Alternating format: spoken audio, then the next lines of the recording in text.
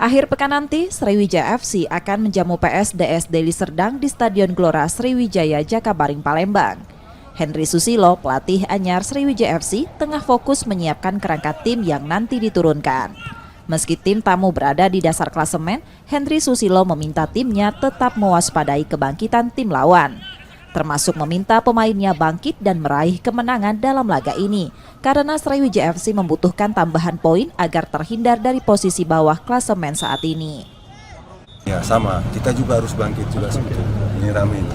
Ya kalau kita harus sedikit bisa menang besok, itu sedikit banyak pasti emosi anak-anak pasti, itu yang kita harapkan. Insya Allah kita menang lagi. Di dua laga awal putaran kedua, skuad Sriwijaya FC baru meraih 2 poin hasil dari imbang dengan Sada Sumut FC dan Persiraja. Nur Muhammad, Kompas TV, Palembang, Sumatera Selatan.